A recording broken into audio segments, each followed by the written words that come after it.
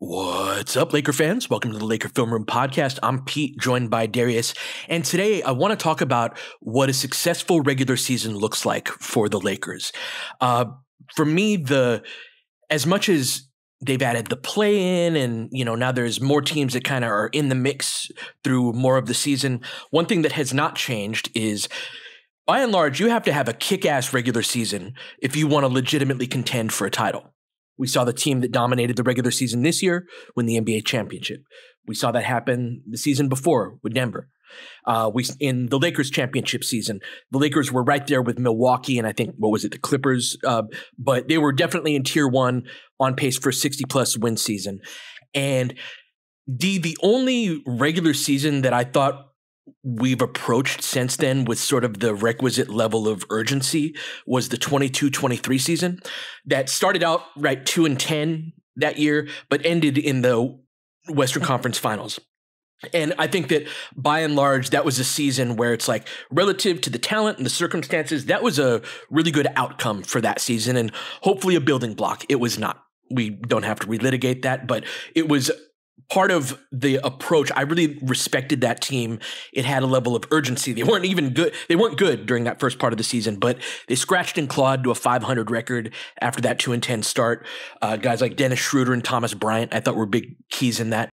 But I thought that team saw the fruits of their good work during the regular season, which didn't always lead to a win every night, pay off into some playoff success. And so in this pod, D, I want to talk about what does a good regular season look like for the Lakers? And my thought is that there are four parts.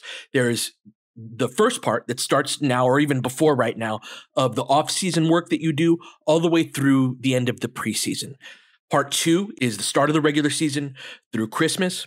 Part three is after Christmas through the trade deadline. And then part four is after the trade deadline through the end of the regular season. So I kind of want to frame this conversation in that way, D. So starting there, just your thoughts in general on what does a good regular season look like for the Lakers? And let's start kind of digging at those different parts of the season.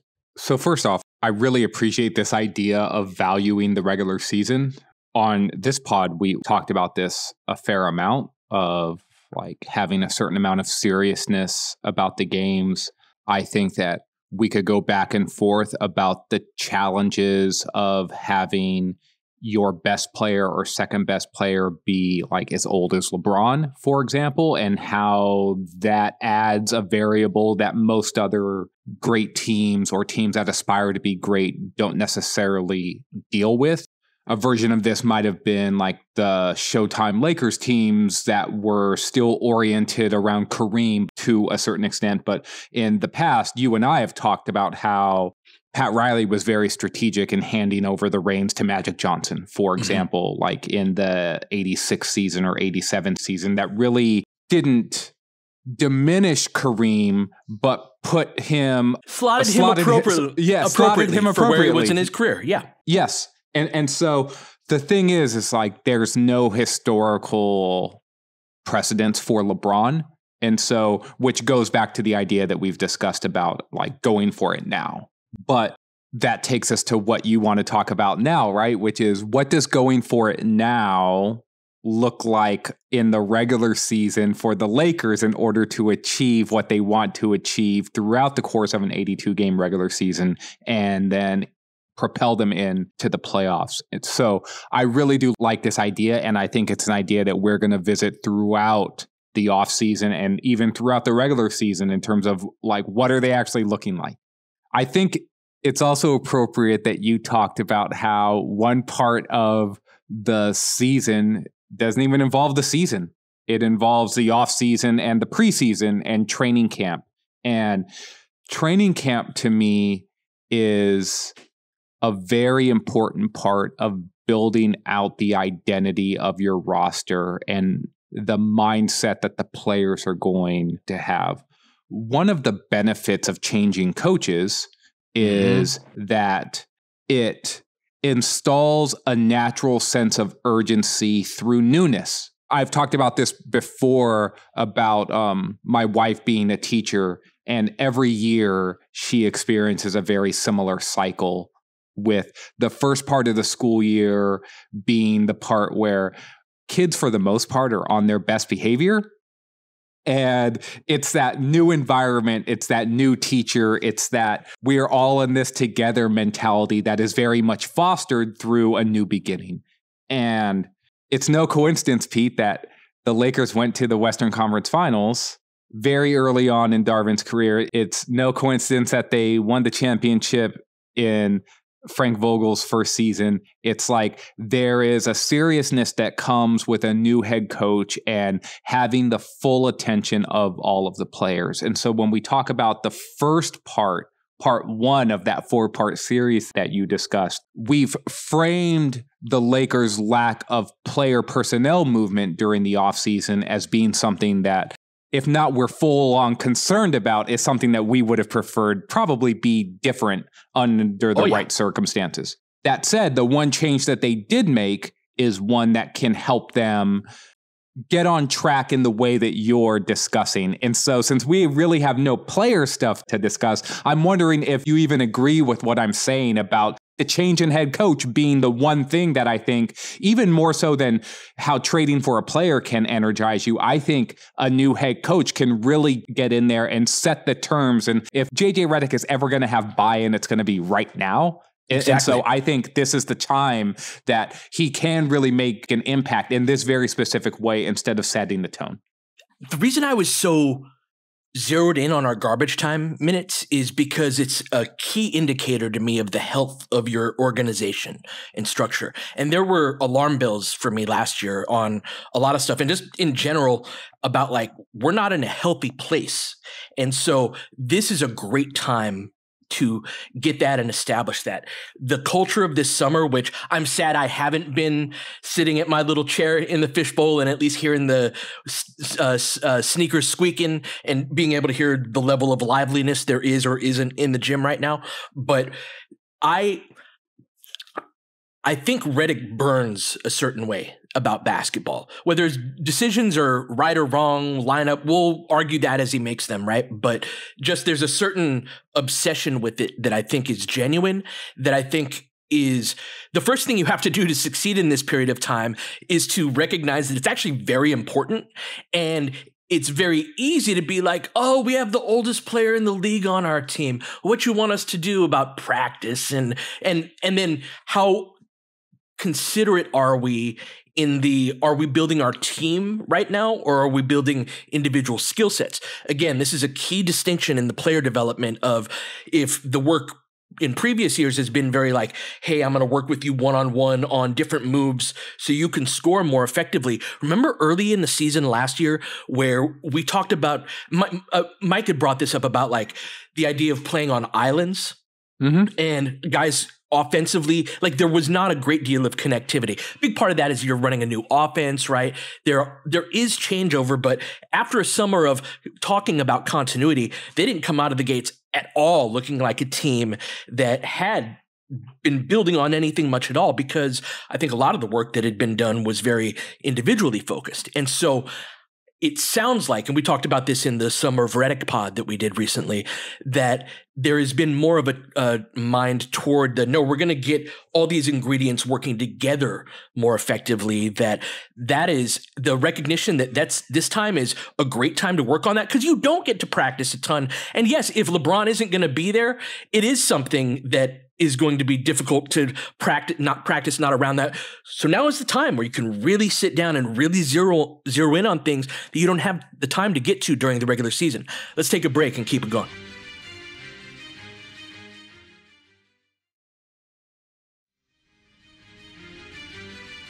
Your point about practice, the most this team is ever going to practice is in training camp and then through preseason. Because once the regular season starts, no team practices a lot. That's right. The days of 2-hour marathon Pat Riley stuff, like maybe the Knicks still do a fair amount of that under Tibbs. Maybe there are teams that have a bunch of young players that practice to that level, the Jazz, for example, or a team like Portland.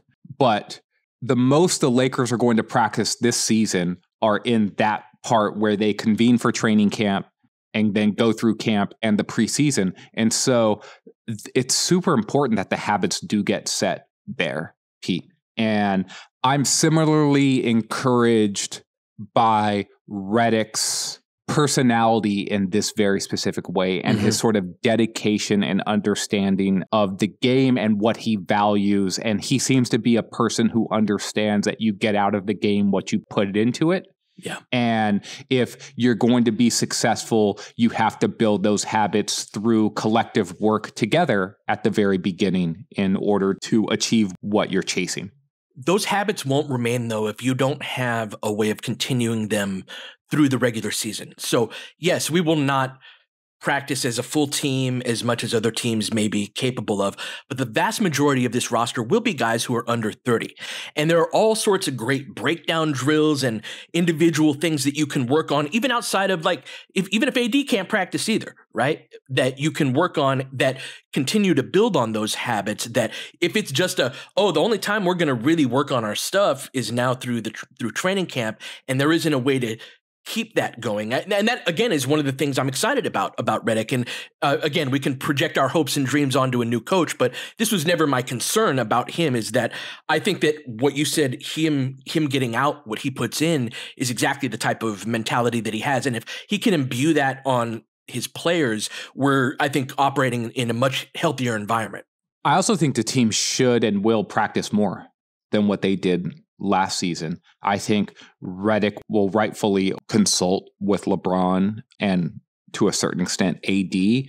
But to me, the team needs to be practicing. It's my understanding the type of offense that they're going to run isn't one that you can master just through tape work. They're going to need to be out on the floor together, and they cannot use game situations as practice, which brings me to the next phase of the season, Pete, which is opening night through Christmas.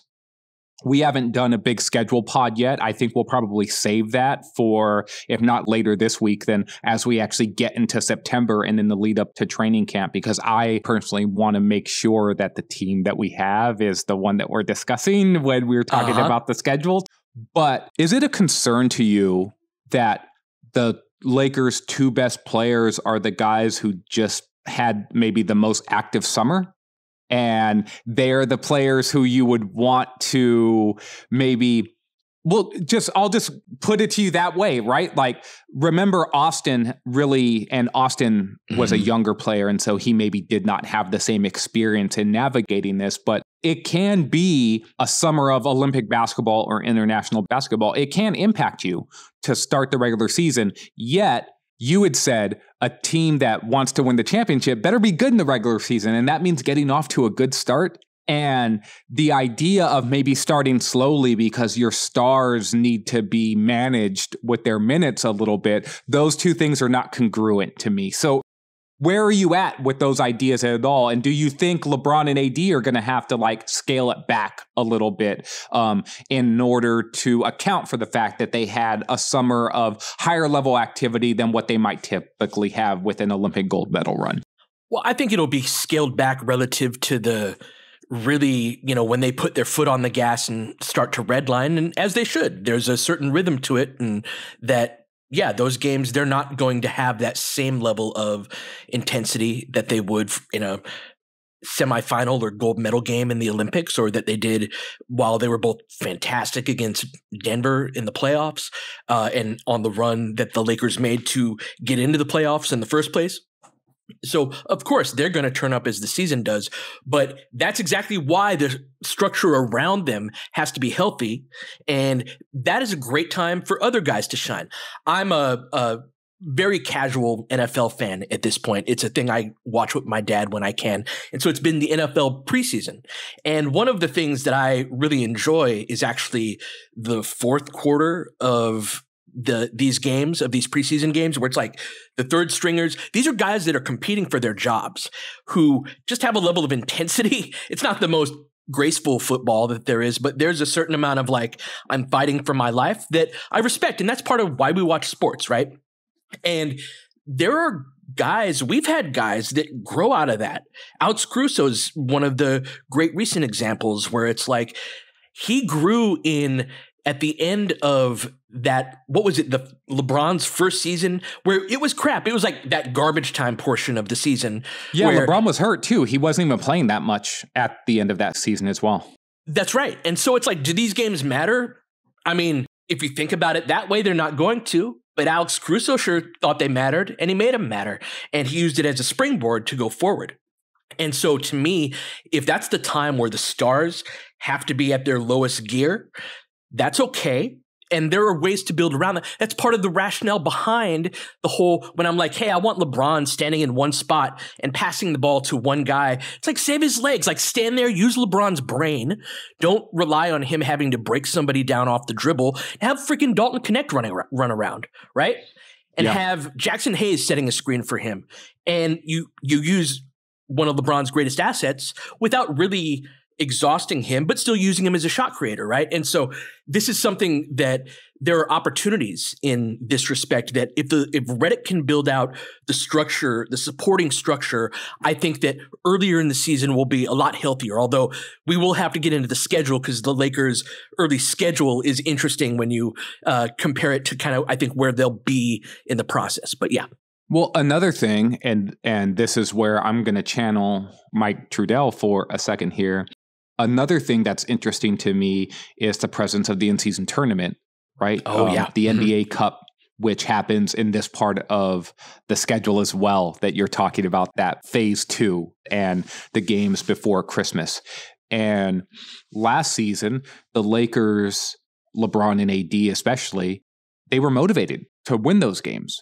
I'm wondering, to you, where do you think LeBron and AD's heads are around the NBA Cup and defending their title, right? Because in theory, they could use that as a driver during a part of the season that is important based off of the ideas that we've discussed. The flip side of that is, though, that they also understand, maybe better than any other team, the rigors that come after that. Right? That if you push too hard in those games, you may not have the gas in the tank in the aftermath of that for a part of the season that is still very important, as we've laid out. The Lakers probably could have been a 6 or a 5 seed if they don't have that horrendous December stretch in the aftermath of the in-season tournament. So where's your head at around that idea as being kind of the springboard for the whole regular season happening in this part of the year, where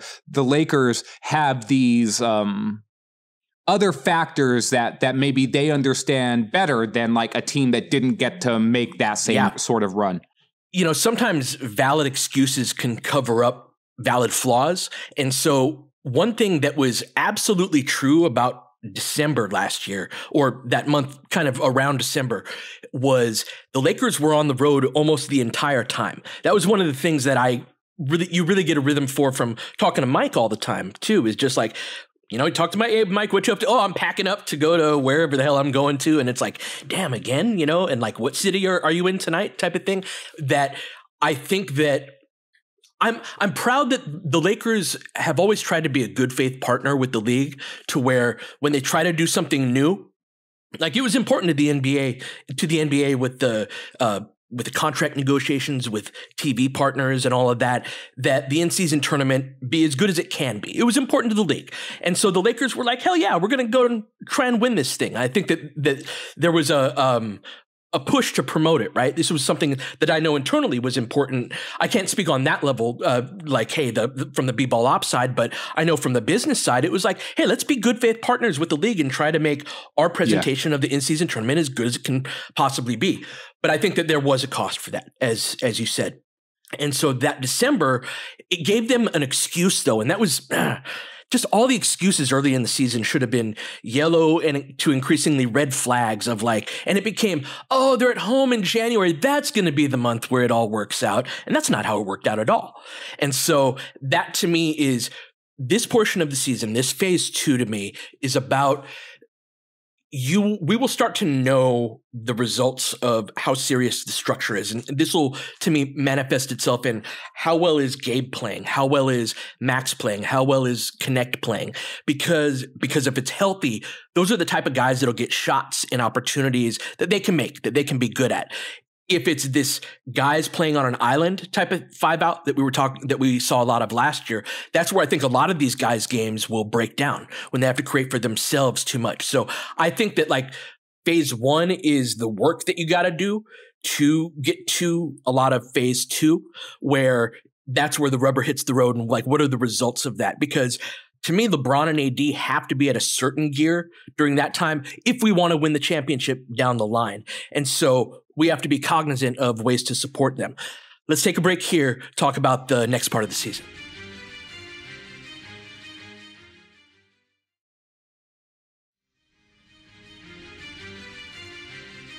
So phase 3 is after Christmas through the trade deadline. This is on the calendar, the shortest part of the season from AD, but it is going to be a crucible, I think, because this is trade deadline territory. And on this particular year, the hottest question around the Lakers is going to be, are they going to go for it or not? If they look like a good team at the deadline, do they make some sort of move? Is that move out there? And everybody who makes between $10 and $20 million, anybody on this roster who isn't named LeBron James or Anthony Davis, are going to be in trade rumors, are going to be in every game, every move they make, every look that LeBron gives, every gesture will be overanalyzed. And so this is going to be a hard part of the season, D. I don't know how this corresponds with the schedule. I don't know if it's a tough part of the season or an easy part, but I'm curious your thoughts on phase 3. Yeah, and this is where every single year it's inevitable that the Lakers are in the middle of this sort of hot stove discussion. They are drivers of content in this very specific way with the league's media partners, really, right? And so they're going to be on ESPN. They're going to be on just every outlet, man. And players are going to see their name in the paper for things that have nothing to do with basketball, really, or how they played the night before. They're going to be looked at as contracts to be traded and assets to be moved in order for their bigger, better, more awesome replacement, right? And that's one of the hard parts of being a member of the Los Angeles Lakers versus being, and this is no shade against any of these guys, but like a member of, I don't know, man, the Orlando Magic, who are also a competitive team, who are looking to do things and come up, but it's just not the same media environment. I think being able to navigate that can like harden you and steel you for like the things that actually do matter on the court. D'Lo crushed it during this part of the season last year. Yeah, I wrote a piece on that for Silver Screen and Roll where I mentioned that he just seemingly stopped caring. And I wrote this about a week and a half or 2 weeks before he basically used that exact same phrasing, where he is just like, I just stopped caring what other people thought. And your ability, or a player's ability, to look inward and drive themselves forward rather than looking outward and be stymied by all of the noise is super important for, I think, every player in the league, even those in non-glamour media markets. But for Lakers players, I think it's particularly important. And that ability to play well during this part of the season, both individually and as a team, is also what allows you to push forward together and propel you into the part of the year that I think is like winning time and closing time. And it's normally, and that coincides with LeBron's ramp up time. The question I would put back to you though, Pete, is that I think we've also both seen Laker seasons where the drama around this part of the season creates a frenzy and an ability for the players to sort of lock in a way where they are extremely focused. And it creates this sort of cliff that they then fall off from a focus and energy standpoint, because it does coincide with like the All-Star break and a time where players are really looking for a mental break as well. And so those two things can often collide. And then coming out of that part of the season into part 4, sometimes players aren't ready for that. And they don't carry forward whatever momentum they had. Part 4 is the part where we've actually been good the last couple of seasons. So I want to linger on this part 3 a moment before we move on to that. And to me, it's the part of the season where we're going to figure out who's going to be on the team and who isn't. And it might not be because when you described, hey, that's the part where guys really lock in, I was thinking that's when it works out well. It also can be the part of the season where they start to fracture. It can be what was that year where it was like LeBron at the way end of the bench? I think it was his first year, right? Where, because we had all the AD trade rumors, right? That's right. Yes. And I just remember one game in Indiana where we just got smashed and there's like LeBron way at the end of the bench and 3 seats between him and the rest of the team. It was a very, very poignant photo.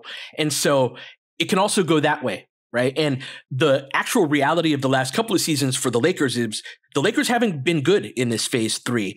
And they put themselves in a position in the standings, not being good in really any of these first 3 parts, to be like, oh crap, we've got to really go. And honestly, there were parts of December even where the Lakers kind of found themselves in the standings of like, we actually have to win some games right now to kind of just stay attached.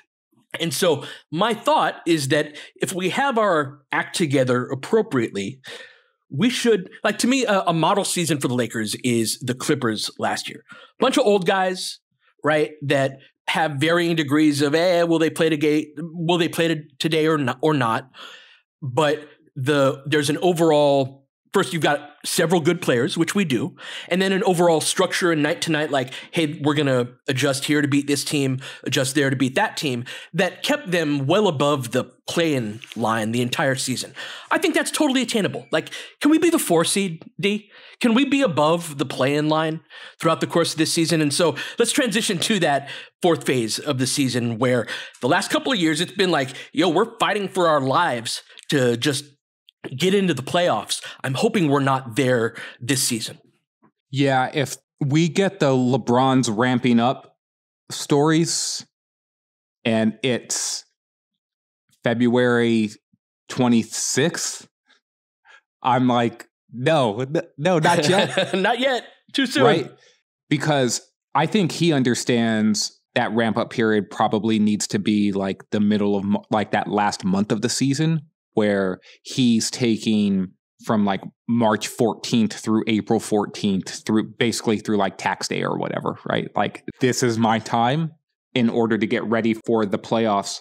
If the Lakers are in a position where they need to put the gas pedal down too early, I would imagine that this season has not gone the way that they would have wanted it to. Mm-hmm. That if they are hovering below the play-in line or at the play-in line, I would say if they're seeds 8, 9, or 10 at this point of the season, things are really bad for them. I'd love for them to be in that 3 through 5 mix. I would imagine the West is going to be pretty contested again, and that the standings are going to be bunched, particularly in the 2 through 6 area.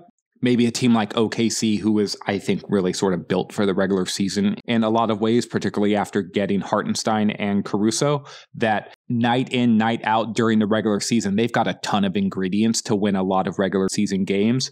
Maybe there's going to be other teams like that in the West, but I could see Oklahoma City flirting with 60 wins and then the rest of the conference flirting with like 55. And it's just like, oh, wow, look at OKC. If that, I could see low 50s for a lot of teams. I'm saying like 45 through 55, there's going to be like a lot of teams in that mix.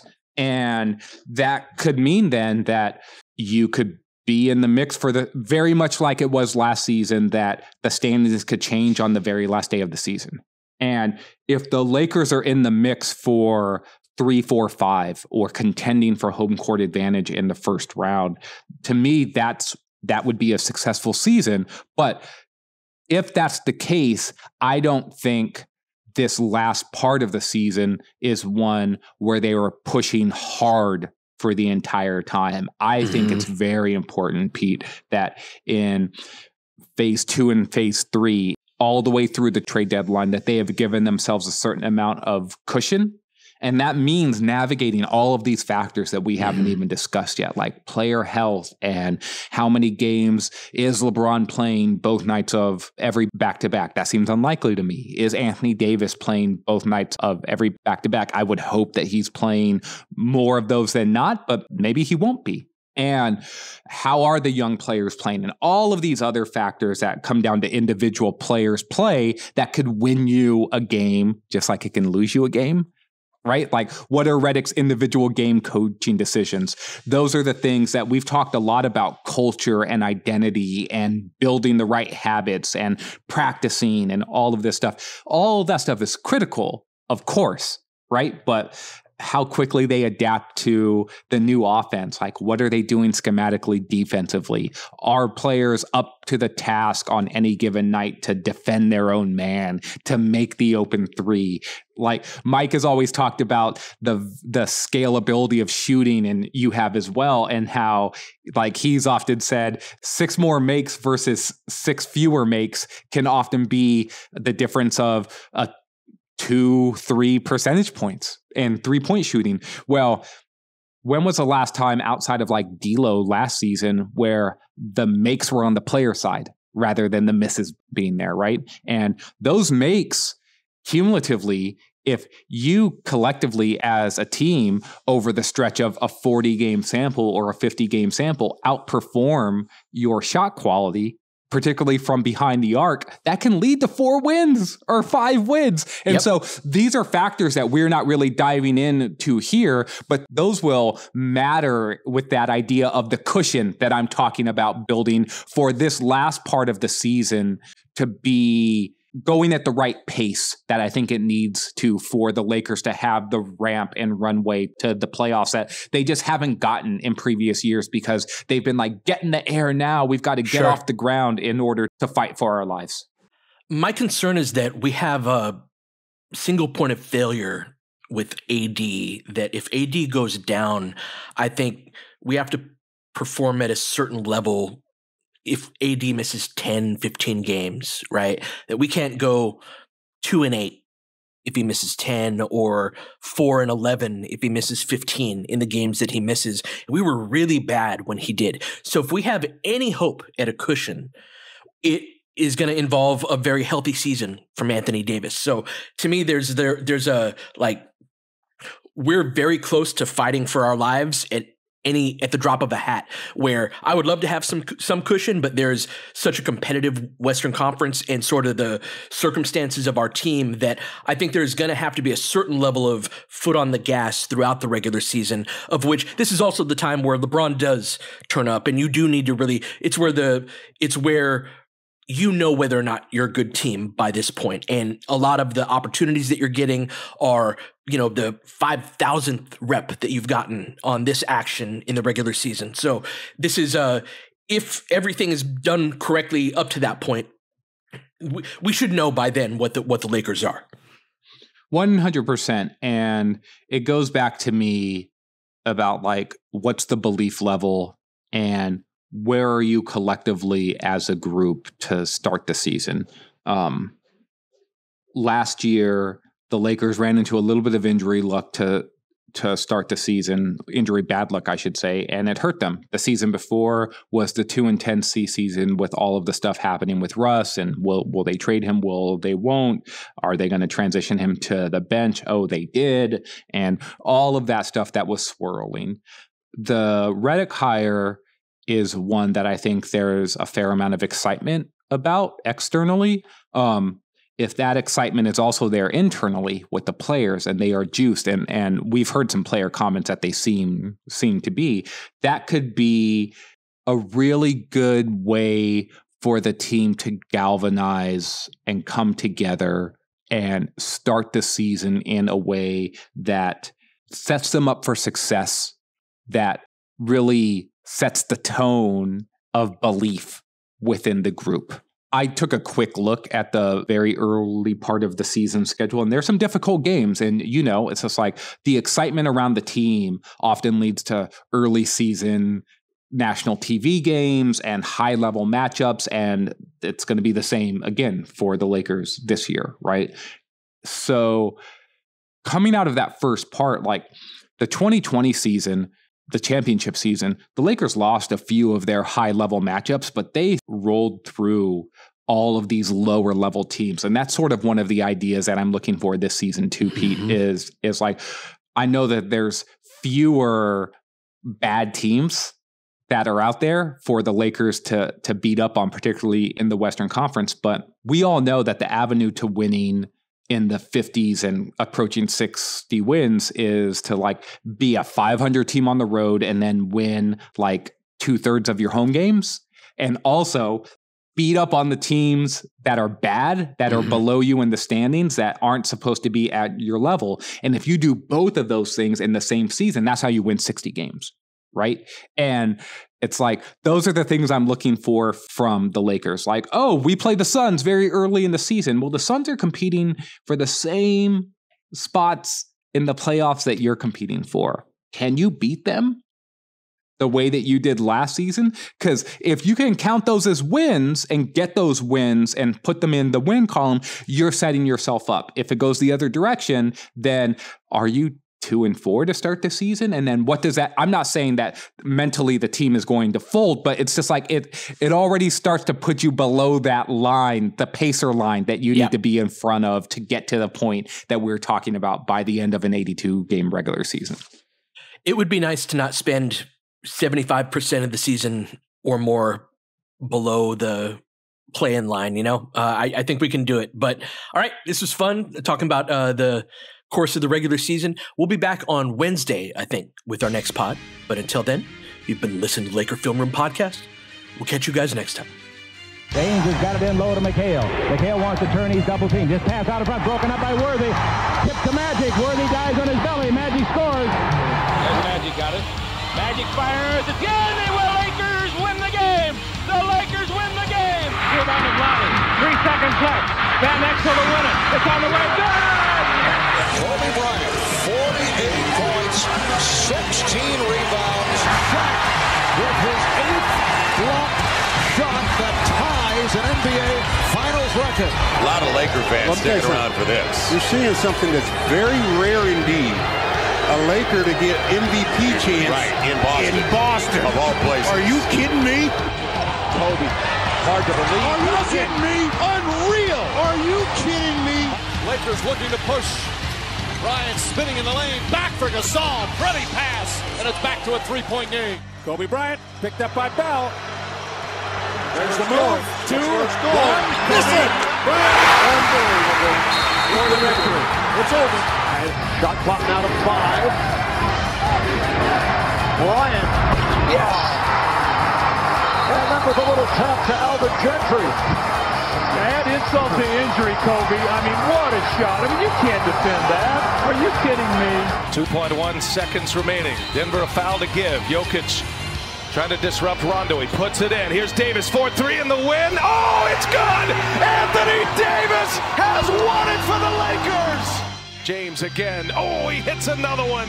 LeBron James putting together a closing quarter against the Nuggets. This historic 2020 NBA championship belongs to the Los Angeles Lakers. The Lakers conquer the bubble, and banner number 17 will soon hang in the rafters.